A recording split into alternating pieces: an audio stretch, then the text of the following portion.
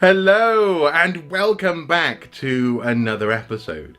Now today I want to continue sharing with you my unfolding discovery and love of Dungeons and Dragons. As I mentioned in a previous video, I've always wanted to know how to play D&D. I've always been curious about D&D, but I've never quite managed to find that sort of right group of people. So some people who are experienced and veterans who can sort of teach and bring the group along with them, and some other people who are just as curious as me to learn, so I don't feel like the sole noob. And I'm happy to say that recently, earlier this year, we really found that group. The sort of critical mass really came together. So yeah, a couple of days ago we had our second proper session. It's been a while since the first, and that's because just life got in the way, and hopefully this won't continue to happen. But yeah, basically people were ill, or someone had to go to a wedding. Really bad excuses like that. But nonetheless, on Thursday last we had a wonderful second D&D adventure, and I just wanted just to share it with you guys. And if you're interested, I'll just keep on sharing the story, I guess, and the stories as they unfold.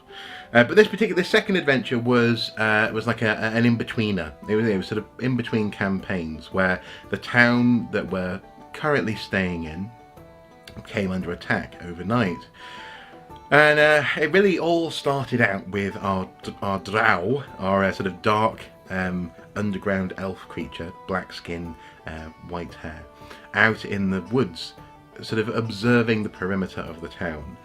And he's a suspicious type. He's always lived in the Underdark, and he's very aware that anything can kill you at any moment. So he's never really relaxed. He hasn't quite learned how to live above ground yet. So he's out in the woods, and he sees the dark of the woods sort of starts to creep forwards towards the town, and then across the bridge and up to the gatehouse. And while there are guards on duty in the gatehouse, none of them are really paying attention. They're all sort of just chatting about nonsense, like inheritance and all this kind of thing, And our drow gets really, really quite nervous about this. He's like, "Come on, you stupid humans! Notice this thing!" And so he reaches out with his perception to try and understand what's going on. And he sees that there are figures in the mist creeping towards the tower. And so he tries to warn the guards. He shoots a crossbow bolt at the tower, and he rolled like a 10, so it was neither near the guards at the bottom of the tower nor near the guards at the top of the tower. So basically the arrow was ineffective, and they weren't pre-warned, and they're just creeping forwards towards the tower. And at this point, our drow, against his better nature, because he both wants to be part of this community, but also obviously he's a drow. Against his better nature, he runs out of the forest, across the bridge, and just hacks with his scimitar and a knife, I think, at the back of the biggest of these shrouded creatures. And it becomes clear that it's a deformed, sort of great big zombified, with like growths and hair, version of a cat. Basically, it's a version of what we'd faced before. It's a lycanthrope, we think anyway. And he gets a proper into the back. The cat swings him off. He lands hard on the ground. Doesn't really take any damage, but crucially, neither does the cat, because the weapons just fall out of the back, and he's able to pick them up. But also the wounds instantly heal up. So then it cuts to me, and I'm a dwarf, and I'm sitting round with my good friend. What was it? Arcane, I think. Arcane. And he's my good friend whose name I can't remember.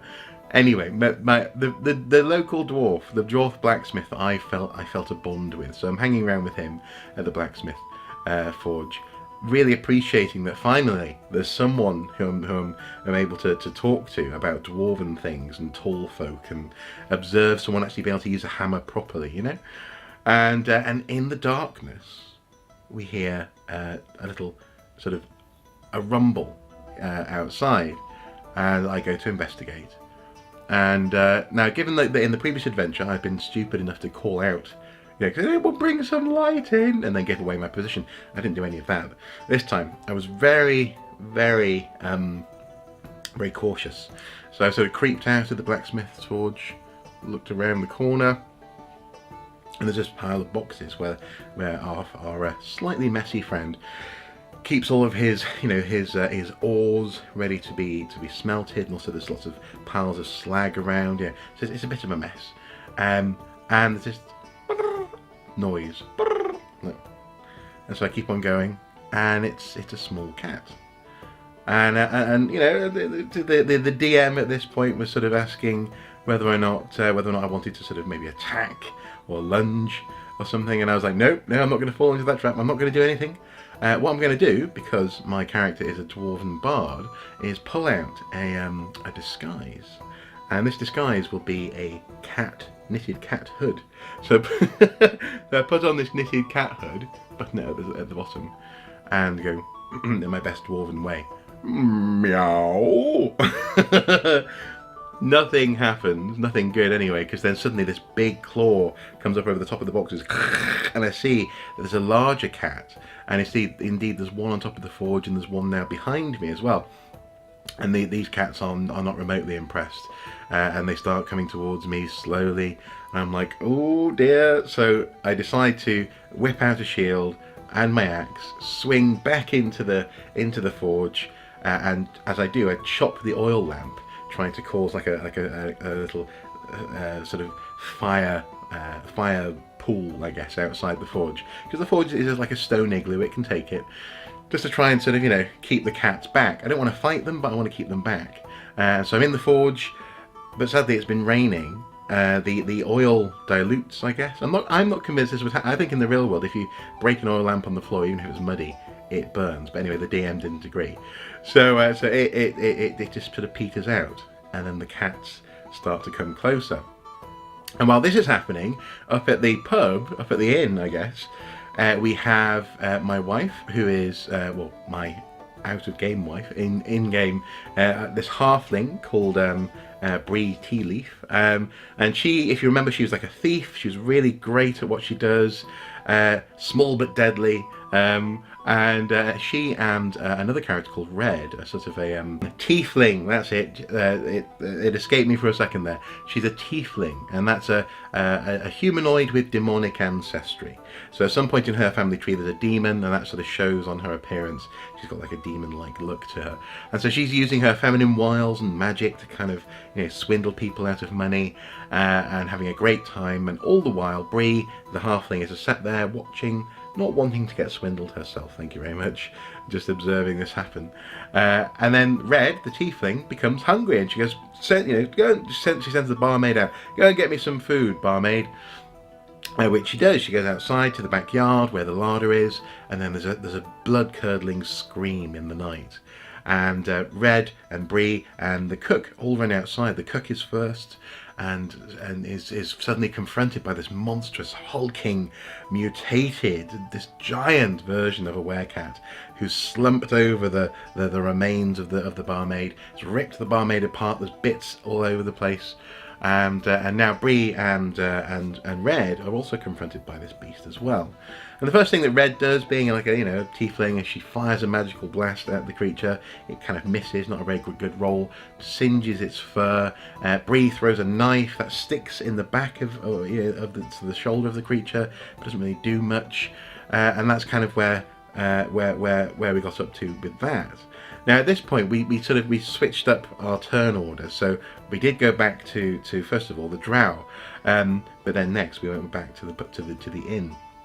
So we went back to the drow, and the drow is now having been flabbergasted by his attempt to kill this beast from behind at the gatehouse, realizes that something's wrong, not least because one of the guards shouts down, "That won't do anything, you fool!" Because obviously it's being a were creature, the knives and things just aren't effective. Now at this point the drow has no idea really that it's a lycanthrope, it is a werecat, but he decides to run quickly into town and start just making as much noise as possible. He runs past the creatures, up the embankment, and is confronted by a group of people who is wandering around. They're slightly unaware of what's happening, all of whom proceed to be just torn to shreds by the werecats who are following up the hill. Our hero, or our heroic drow at least, I guess, sees a teenage girl apparently, who's about to be eaten. He runs over, trips over the werecat, goes to stab it in the eyes, rolls really badly, misses the throw.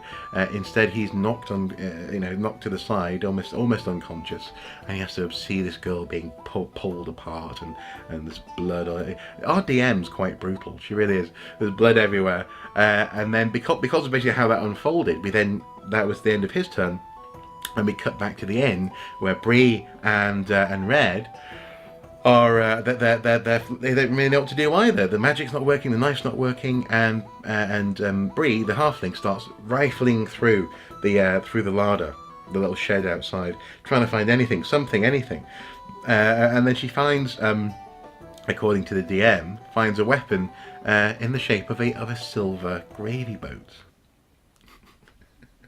Now at this point, there's like a realization in the group, like, oh, a silver gravy boat, eh? So, so first of all, Bree decides to throw the gravy boat, and it hits the werecat in the face, causing it to smoke slightly, while Red, the tiefling, blasts the creature. It falls on its stomach. Bree retrieves the gravy boat once more, and in an act of sheer desperation, because nothing seems to be working, shoves it up the creature's arse. At this point, we were like, can you do that? And the DM's like, you can do anything. You can do anything you want in Dungeons and Dragons. So we rolled.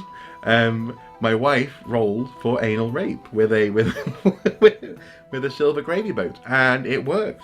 And the description was just glorious. Essentially, shoves it up there. There's like a howl. There's a hiss. There's a boil. Everything starts just to convulse inside the creature, and suddenly an explosion of blood and shit.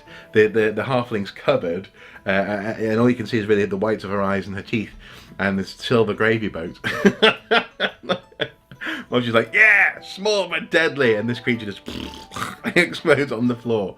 Now, they've still got two more to face, though, because the two more sort of climb over the back fence while this is unfolding. And that's basically where we left them. They just made this amazing discovery, and the little halfling is just covered in the innards of a werecat. It was like, oh, grim, but awesome. Now we go back to the forge where Uri, my dwarven character, is.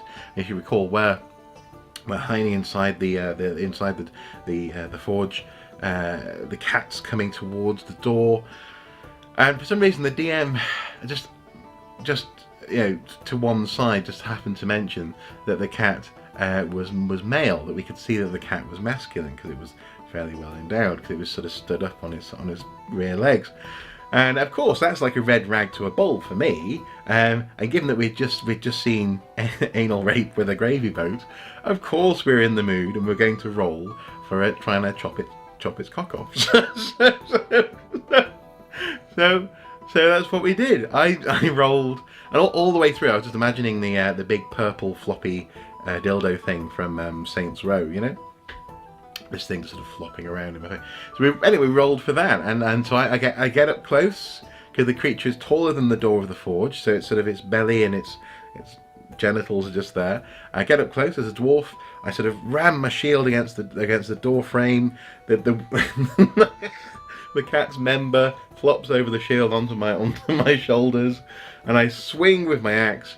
But the roll wasn't very good, so I swing with my axe, and instead of hitting with the blade, I hit with the back of the axe. And all I managed to do really is just really whack the creature's member. So the cat falls back like, oh! And now, given that our group is 2/3 women, 1/3 men, most of the group didn't really know what that would feel like. But me and my friend Mark, we were both going, yeah, that would hurt a lot. Yeah.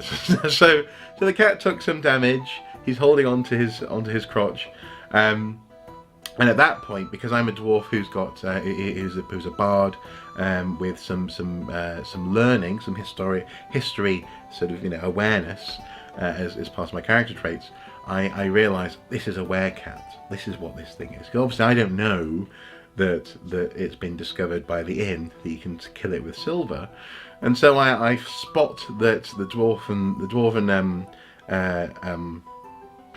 Blacksmith is working on a present for the town elder, which is, it has this crucible of steel which is melting away on the forge. Pick it up, throw it at the cat, and at this point all it does really is just sort of burns through the flesh and the skull. And so you got this cat that's got like a two-face thing going on, and it's also got a very sore gonads. Well, not the gonads actually, the willy. So so yeah, and that's actually where our adventure stopped. Like, we're going to continue it next Thursday, and I've got no idea what I'm going to do. I really do. Frankly, I don't know what any of us are going to do. I don't know. This is meant to be like a mini, easy sort of mid-boss thing between campaigns, and at the moment I've got 3 werecats in total surrounding the forge. One's on the floor with an injured crotch and a burned face. You got the 3 cats. No, well, the 2 remaining cats up by the inn, and then the little group of cats and kittens coming up with the drow, and he's on the floor almost unconscious. How are we going to survive this?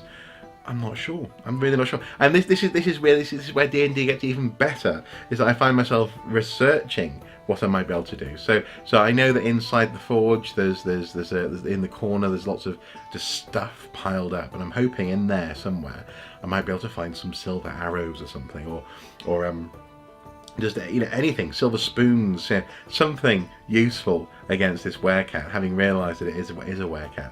But again, that also comes down to our DM as well. So we'll have to wait and see. That said though, our DM is in a great mood because I made her, in between sessions, I made her her own DM board, this wonderful sort of hinged, engraved, dark wooden DM board with magnets on the back, actually, incidentally, so she can hang documents up. Yes, so quite a posh board.